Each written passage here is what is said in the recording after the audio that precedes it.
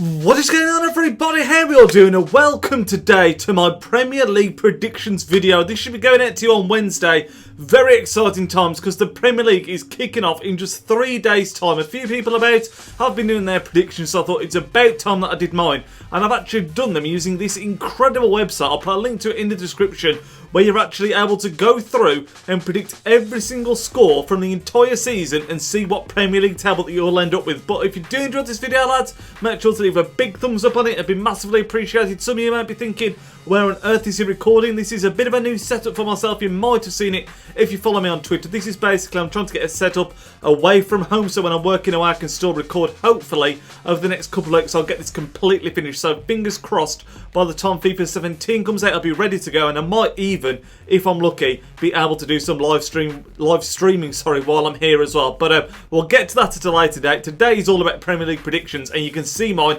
on the screen now. So you can see, forgive me if I'm looking down by the way, because I'm looking at the league table as well. But you can see I have got Chelsea for champions, my own team Man City as runners-up, we've got Man United in 3rd place and Arsenal in 4th, Tottenham just outside that top 4 in 5th place.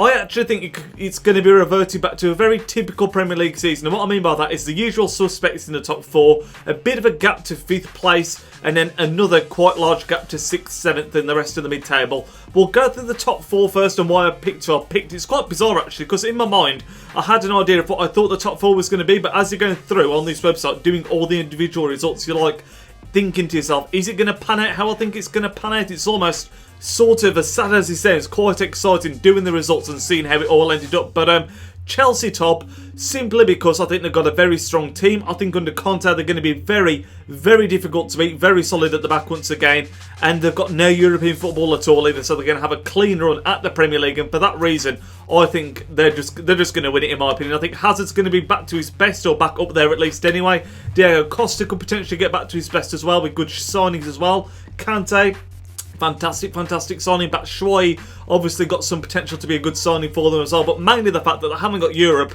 and I just think they're going to be really difficult to beat under Conte means I think they're going to win the Premier League. I've got Man City in 2nd place. I do think Pep Guardiola is going to struggle to adapt to the Premier League, but I think once he gets his philosophy over to the players, I think hopefully with the players that we bought in, the likes of Sané's got a lot of potential. We also bought in a couple of Brazilians that actually I think they've both gone out straight back out on loan, but we're bringing in some young players, and I don't think we're going to see like an instant impact from the likes of Sané in this first Premier League season. It's more of a long-term plan I think that we're going for, so I still think we'll do well. 2nd place, hopefully a good run in Europe as well. That'd be a decent season, and like I said, hopefully build towards the future.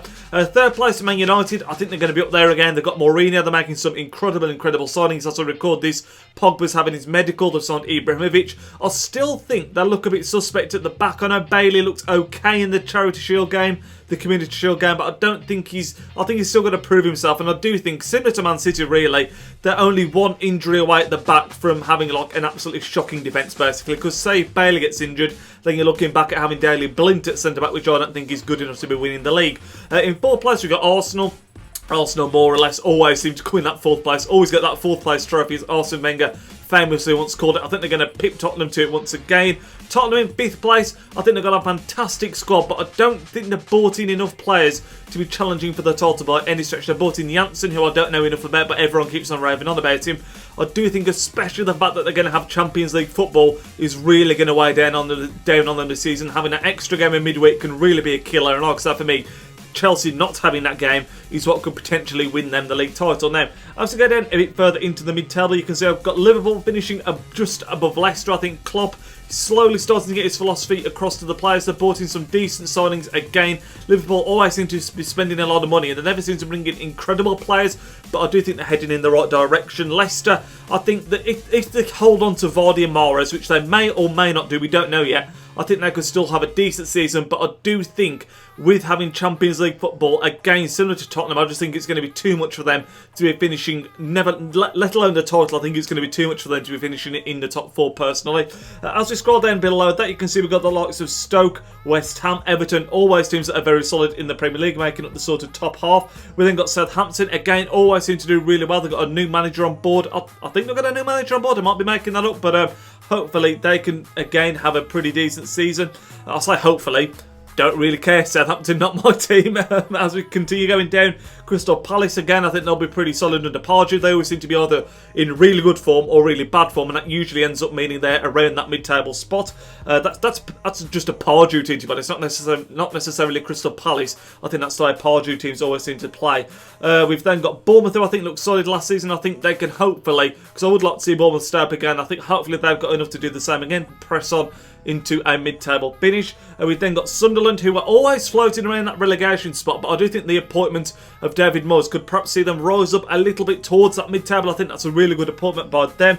We then get down to Swansea, Hull City, who are newly promoted, who I've actually got to just about stay up.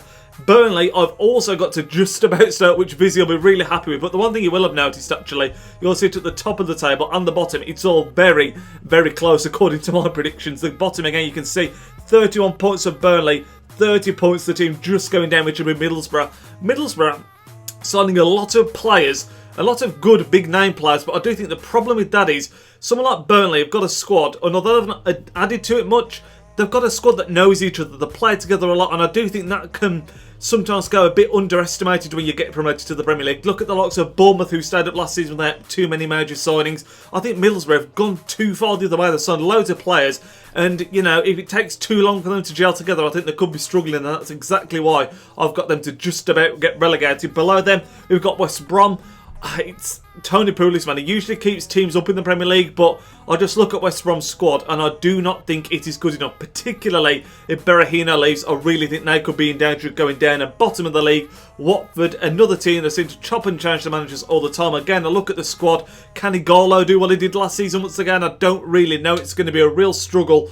But the one thing I will say as we finish off this video, it's obviously very, very, very difficult to call. We're not even at the end of the transfer window yet, and obviously this could completely change if someone like a Burnley or a Middlesbrough or a West Brom were to bring in a massive signing, or someone like Man City were to go out there and get Messi. Obviously that's not going to happen, but you just don't know. There's still a long time to go in the transfer window, and that could completely change it. But as it stands, lads, this is what I think the Premier League table is going to look like at the end of the season. And to be honest, I don't see too many major transfers on the horizon, so I think this is probably what my final prediction is definitely going to be. So I hope you all did enjoy this video.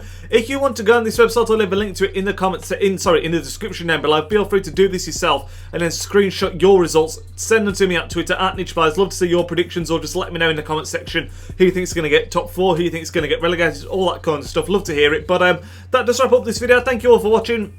I hope you're all going to enjoy the Premier League season. Hopefully I'll be able to vlog the first Man City game, which I'm going to on Saturday against Sunderland. So really looking forward to that. But I hope you all have a fantastic week. I will speak to you all in the next video, lads. Have a great week. Nidge out.